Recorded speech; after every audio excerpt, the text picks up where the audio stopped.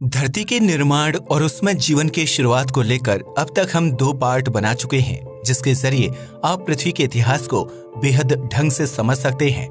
2 parts के बाद आज इस तीसरे पार्ट में हम धरती पर मानव जीवन की शुरुआत के बारे में चर्चा करेंगे और जानेंगे कि विशालकाय डायनासोर्स के अंत के बाद स्तनधारी जीवों यानी कि मैमल्स ने खुद में क्या बदलाव किए। तो देर किस बात की, आइए शुरू करते हैं ये दिलचस्प वीडियो। पृथ्वी पर जीवन। पृथ्वी ने अपने निर्माण से लेकर अब तक कई तरह के परिवर्तनों का सामना किया है, जिसमें वह आग के गोले की तरह सालों तक जलती रही और फिर बर्फीले ग्रह में तब्दील हो गई। लेकिन इन बदलावों के कारण ही पृथ्वी पर समुद्रों का निर्माण हुआ, भूमि के टुकड़े आपस में जुड़े और फिर भूकंपीय तरंगों से टूटकर अलग भी हो गए। भूमि के यह छोटे टुकड़े समुद्री लहरों के साथ सफर करते हुए जब किसी दूसरे भूभाग से जुड़े तो उस टक्कर की वजह से विशालकाय पहाड़ों का निर्माण हुआ। हिमालय का निर्माण भी इसी तरह से हुआ था, जब भारत का भूमिखंड समुद्री यात्रा करते हुए एशिया के जमीनी हिस्से से जा टकराया था। इस तरह पृथ्वी पर अलग अलग देशों और महाद्वीपों का निर्माण हुआ था, जहां विकास के क्रम को आगे बढ़ाते हुए जीवों की कई प्रजातियां रहती थीं। हालांकि एक विशालकाय उल्कापिंड की टक्कर की वजह से धरती पर मौजूद विशाल और 25 किलोग्राम से ज्यादा वजन वाले सभी जीव खत्म हो गए थे, लेकिन स्तनधारी जीव इस विध्वंस में जीवित बच गए और उन्होंने पृथ्वी के बढ़े हुए तापमान को झेलने के लिए जमीन के अंदर ही रहना शुरू कर दिया। इस तरह सालों साल की यह प्रक्रिया चलती रही और आखिरकार इंसान का अस्तित्व सामने आया। तो चलिए इस इंसान के विकास क्रम को थोड़ा और विस्तार से समझते हैं। डायनासोर्स के अंत के बाद इंसान की उत्पत्ति। डायनासोर्स के अंत के बाद स्तनधारी जीवों को खुलकर जीने और अपने शारीरिक अंगों में बदलाव करने का मौका मिला, जो बदलते परिवेश के कारण उनके डीएनए में हो रहा था। इन बदलावों की वजह से स्तनधारी जीव अलग अलग प्रजातियों में विकसित होते चले गए और उनकी संख्या में बढ़ोतरी होने लगी। इन्हीं स्तनधारी जीवों के लाखों साल के विकास क्रम के बाद चिंपैंजी और बंदरों की प्रजातियां विकसित हुईं, जिन्हें इंसान का पूर्वज माना जाता है। यह जीव 4 पैरों पर चलते थे और पेड़ों पर निवास करते थे। इनके खाने पीने और रहने की सबसे अच्छी जगह जंगल था, लेकिन आज से तकरीबन 3 करोड़ साल पहले जलवायु परिवर्तन के कारण जंगल धीरे धीरे कम होने लगे और घास के मैदान बढ़ने लगे थे, जिसकी वजह से पेड़ों पर रहने वाले जीवों को मैदानी इलाकों की तरफ आगे बढ़ना पड़ा। इन मैदानी इलाकों में फल फूल और घास खाने वाले जानवर निवास करते थे, जबकि उनका शिकार करके अपना पेट भरने वाले मांसाहारी जीव भी वहीं रहते थे। आज से तकरीबन 1 करोड़ साल पहले पृथ्वी काफी हद तक आज की तरह दिखाई देने लगी थी, जिसका वातावरण और तापमान सब कुछ जीवन लायक था। लेकिन इसके बावजूद भी पृथ्वी पर इंसानों की कमी थी, जो आगे चलकर धरती को एक नया रूप प्रदान करने वाला था। लेकिन आज से तकरीबन 40 लाख साल पहले पृथ्वी के गर्भ में एक बार फिर हलचल हुई, जिसकी वजह से अफ्रीका के पूर्वी इलाके में एक नई पर्वत श्रृंखला का निर्माण हो गया था। उस पर्वतमाला को आज ईस्ट अफ्रीकन रिफ्ट वैली या ग्रेट रिफ्ट वैली के नाम से जाना जाता है। लेकिन इस पहाड़ के विकसित हो जाने से धरती पर बड़े बदलाव होने वाले थे। दरअसल यह पहाड़ जिस जगह पर खड़ा हुआ था, उसके ठीक पीछे अफ्रीका का बहुत बड़ा जंगल मौजूद था। उस जंगल में सैकड़ों की संख्या में अलग अलग जीव जंतु रहा करते थे, लेकिन अचानक से पर्वत श्रृंखला खड़ी हो जाने के कारण जंगल तक आने वाला मॉनसून पहाड़ की दूसरी तरफ ही बरस जाता था। बरसात न होने की वजह से हरे भरे जंगल पूरी तरह से खत्म हो गए, जिसकी वजह से वहां रहने वाले जीव जंतुओं को भोजन की कमी का सामना करना पड़ा था। उन्हीं जीवों में इंसान के पूर्वज या यूं कहें कि बहुत दूर के रिश्तेदार भी शामिल थे, जिन्हें पियरोलेपिथेकस और पियरोला के नाम से जाना जाता था। इंसानी परिवार की शुरुआत इसी प्रजाति के जीव से हुई थी, क्योंकि पियरोलेपिथेकस ही सबसे पहले खाने की तलाश में मैदानी इलाकों की तरफ आगे बढ़े थे। इस तरह विकास का सिद्धांत यानी कि थ्योरी ऑफ इवोल्यूशन की शुरुआत हुई, जो पीढ़ी दर पीढ़ी आगे बढ़ती रही। पियरोलेपिथेकस अफ्रीका के जंगल में रहते थे और खाने के लिए फलों पर निर्भर थे। उनका शरीर काफी भारी भरकम और बड़ा था, इसलिए उन्हें एक पेड़ से दूसरे पेड़ तक जाने के लिए टहनियों पर लटकना पड़ता था। हालांकि कभी कभी ये अपने हाथों से टहनियों को पकड़ते हुए अपने 2 पैरों पर चलते थे। इस तरह पियरोलोपिथेकस ने अपने 2 पैरों पर चलने की क्षमता को मैदान पर नहीं बल्कि पेड़ों और टहनियों पर विकसित किया था, जिसकी वजह से आगे चलकर उन्हें काफी फायदा मिलने वाला था। भोजन की तलाश में ये आगे बढ़ गए और मैदानी इलाकों तक पहुंच गए। हालांकि सभी पियरोलोपिथेकस एक ही दिशा में आगे नहीं बढ़े, बल्कि उन्होंने अपने ग्रुप के हिसाब से अलग अलग जगहों की तरफ आगे बढ़ना शुरू कर दिया।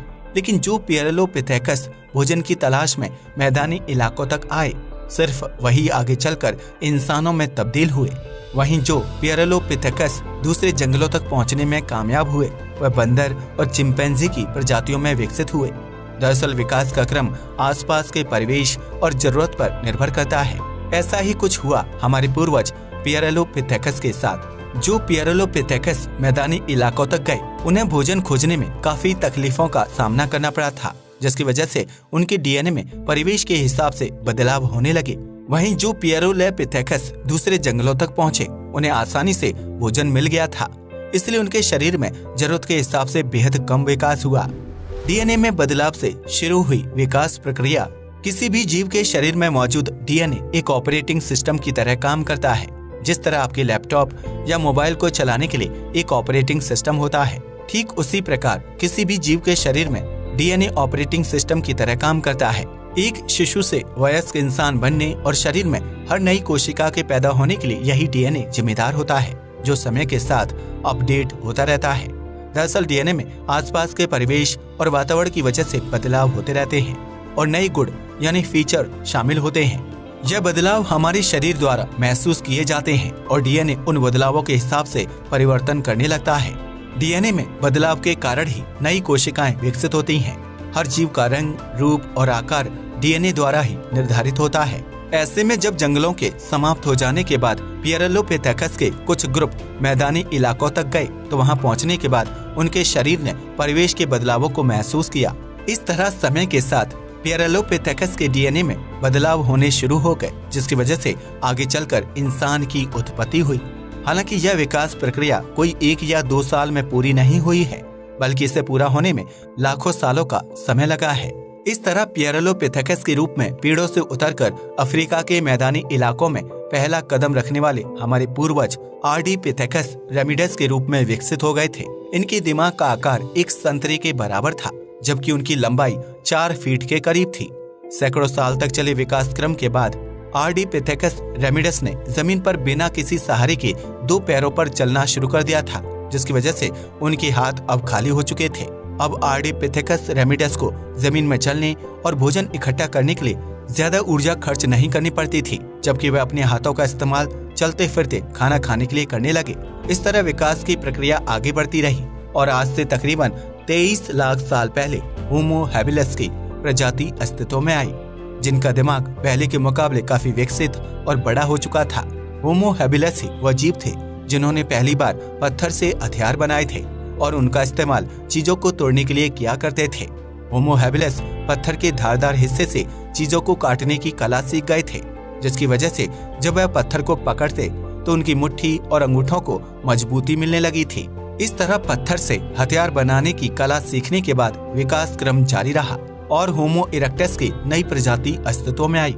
ये वही प्रजाति थी जो पत्थर से तैयार किए गए हथियारों की मदद से दूसरे जीवों का शिकार किया करते थे। होमो इरेक्टस दूसरे जीवों के मुकाबले ज्यादा समझदार और कुशल शिकारी थे, जिन्होंने पत्थर को आपस में घिसकर आग की खोज की थी। होमो इरेक्टस का दिमाग भी काफी अच्छी तरह से विकसित हो चुका था। ऐसे में आग की खोज इंसानी उत्पत्ति के लिए सबसे महत्वपूर्ण मानी जाती है। आग में न सिर्फ कच्चे मांस को पकाया जा सकता था, बल्कि आग अंधेरे को दूर करने और जंगली जानवरों से बचाने और शरीर को गर्मी प्रदान करने का काम भी करती थी।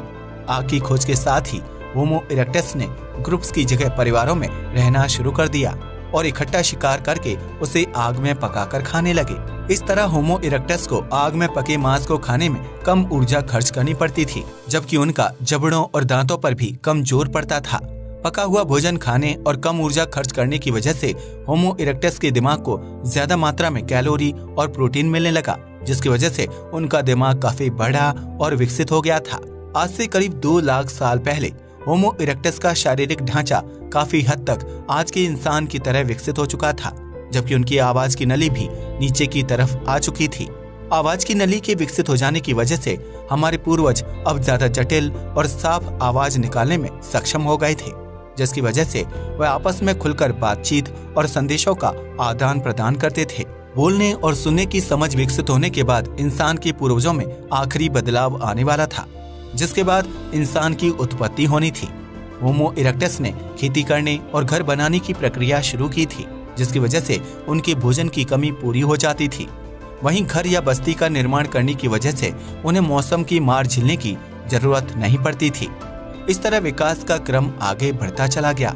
आज से तकरीबन 1 लाख साल पहले हमारे पूर्वज शिकार करने, आग का इस्तेमाल करने, हथियार चलाने, खेती करने, घर बनाने और बातचीत करने के सभी गुण विकसित कर चुके थे, जिसकी वजह से होमो सैपियंस यानी हम इंसान अस्तित्व में आए। होमो सैपियंस ने जमीन के एक टुकड़े से दूसरे टुकड़े तक पहुंचने के लिए लंबी लंबी यात्राएं की, जिसकी वजह से इंसान सिर्फ अफ्रीका तक ही सीमित नहीं रहे। होमो सैपियंस ने दूसरे महाद्वीपों में जाने और वहां घर बनाने का फैसला किया, जिसकी वजह से इंसान पृथ्वी के अलग अलग कोनों तक पहुंचने में कामयाब हो पाए। आज से तकरीबन 50,000 साल पहले हिमयुग की शुरुआत हुई और नॉर्थ पोल का हिस्सा बर्फ में जमने लगा था, लेकिन इंसान चीन और ऑस्ट्रेलिया के जमीन तक पहुंचने में कामयाब हो गया था। आज से 30,000 साल पहले यह इंसान यात्रा करते हुए यूरोप की जमीन पर पहुंच गए। इसी यात्रा के दौरान मनुष्य ने साइबेरिया की बर्फीली परिस्थितियों में भी खुद को जिंदा रखने के गुण विकसित कर लिए थे। इस तरह इंसान ने अफ्रीका से सफर शुरू करते हुए पृथ्वी के हर कोने की यात्रा की, अलग अलग परिवेश में जीवित रहे और विकास के क्रम को आगे बढ़ाते रहे।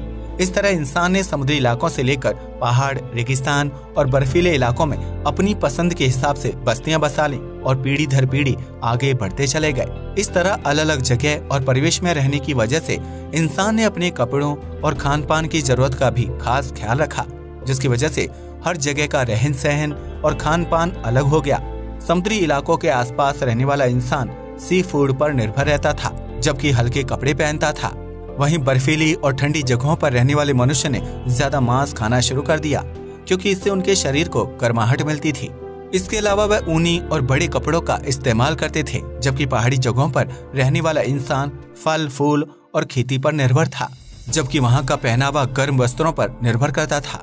इसी तरह रेगिस्तानी इलाकों में रहने वाले लोग भी शिकार और कम पानी में पैदा होने वाले खाद्य पदार्थों पर निर्भर रहते थे, जो गर्मी से बचने के लिए हल्के कपड़े पहनते थे। इस तरह इंसान जिस जगह पर जिस परिवेश में रहा, उसने उसी तरह के खान पान और पहनावे को अपना लिया था। यही पहनावा और खान पान पीढ़ी दर पीढ़ी एक इंसान से दूसरे इंसान को विरासत के रूप में मिलती चली गई, जिसे आप और हम आज भी फॉलो कर रहे हैं। विभिन्न जलवायु में रहने की वजह से इंसान के रंग, रूप और शारीरिक आकार में बदलाव आए, जिसके लिए हमारा डीएनए ही जिम्मेदार था। इंसान ने जरूरत के हिसाब से खेती की और मवेशियों को पालकर दूध, दही और दूसरे डेयरी प्रोडक्ट्स का सेवन शुरू कर दिया। इस तरह इंसान का विकास क्रम भी लगातार चलता रहा, जिसकी वजह से अलग अलग सभ्यताओं और संस्कृतियों का जन्म हुआ। इंसान ने विज्ञान, गणित और आयुर्वेद के जरिए बीमारियों और ब्रह्मांड से जुड़ी महत्वपूर्ण जानकारियों को इकट्ठा किया, जिसकी वजह से एक विकसित समाज को तैयार करने में मदद मिली। इंसान ने बदलते समय के साथ घरों और बिल्डिंग्स का निर्माण किया, यंत्र बनाए और यात्रा करने के लिए ट्रेन, हवाई जहाज और नाव को विकसित किया। इस तरह इंसान ने विकास के क्रम में आगे बढ़ते हुए विज्ञान और तकनीकी की मदद से आज की आधुनिक समय का निर्माण किया, जिसे आप और हम देख और महसूस कर सकते हैं। लेकिन इंसान का यह विकास क्रम अभी भी पूरी तरह से रुका नहीं है, क्योंकि विकास का सिद्धांत यही कहता है कि विकास कभी नहीं रुकता। इसलिए हमें अभी और भी आगे जाना है, नए बदलावों को देखना और समझना है, जिसकी वजह से भविष्य में नई तकनीकी और चीजों का विकास होगा। लेकिन विकास क्रम निरंतर चलता जाएगा। तो इस तरह डायनासोर्स के अंत के बाद इंसान की उत्पत्ति हुई थी, जिसे पूरा होने में कई लाख साल का समय लगा। लेकिन हम आज भी विकास की प्रक्रिया में शामिल हैं, जिसकी वजह से आगे चलकर हमें नई प्रकार की चुनौतियों का सामना करना पड़ेगा, क्योंकि यही चुनौतियां नई तकनीकी और आधुनिक युग को जन्म देंगी, जिस तरह हमारे पूर्वजों ने चुनौतियों का सामना किया था। आज के लिए बस इतना ही। वीडियो पसंद आया तो इसे लाइक और शेयर करें। जय हिंद दोस्तों।